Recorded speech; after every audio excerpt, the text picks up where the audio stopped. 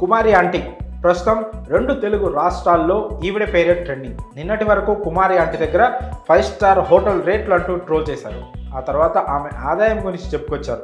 చిన్న చితక YouTube channels నుంచి పెద్ద పెద్ద మీడియా సంస్థల వరకు ఆవిడ మీదే ఫోకస్ పెట్టారు.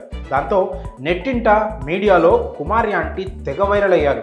దాంతో రోజుకు 300 ప్లేట్లు అమ్మే కుమారి రోజుకు 500 ప్లేట్లు అమ్మే స్థాయికి ఎదిగారు. ఇక్కడి దాకా అంతా బాగానే ఉంది. కానీ ఒక్కసారికి వచ్చిన విపరీతమైన క్రేజ్ ఇప్పుడు ఆమెకు అసలు ఉపాధే లేకుండా చేసింది. Social media sensation street food వ్యాపారి కుమారి ఆంటీకి కొత్త కష్టాలు వచ్చి పడ్డాయి. యూట్యూబర్స్, బ్లాగర్స్, మీమర్స్ అంతా కలిసి ఆవిడకు ఎక్కడ లేని క్రేజ్ని తెచ్చిపెట్టారు.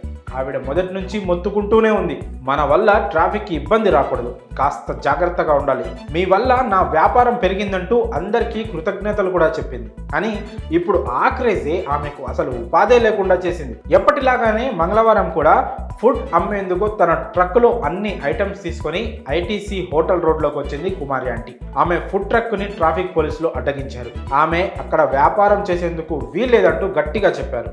అలాగే ట్రక్కుని అక్కడి నుంచి తీసుకొని పక్కకు తీసుకెళ్లారు. మొదట ఆ ట్రక్ని మళ్ళీ ఇస్తామంటూ చెప్పారట. కానీ ఆ తర్వాత సీజ్ చేశామని చెప్పినట్టు కుమారి ఆంటీ కుమారుడు చెప్పుకొచ్చాడు. అయితే తనపై పోలీసులు చేయి కూడా చేసుకున్నారంటూ ఆరోపించాడు. తనను గట్టిగా చరుస్తూ చొక్కా పట్టుకొని ఇటు రారా అంటూ లాగారంటూ చెప్పాడు. తనతో దురుసుగా ప్రవర్తించారంటూ ఆరోపించాడు. కుమారి ఆంటీ భర్త కూడా తమకు న్యాయం చేయాలంటూ వాపోయారు. బండిలో ₹1,00,000 విలువ చేసే సరుకుందని దానిని పోలీసులు సీజ్ చేశారని చెప్పారు. బండిని ఇస్తామంటూ తీసుకెళ్లి ఇప్పుడు తాళాలు లాగేసుకుని సీజ్ చేశామని చెప్పారంటూ ఆవేదన వ్యక్తం చేశారు. కుమారి ఆంటీ కూడా మాట్లాడుతూ ఎమోషనల్ అయ్యారు. తాను కేవలం రోజులో 2 గంటలు మాత్రమే అక్కడ వ్యాపారం చేస్తానంటూ చెప్పుకొచ్చారు.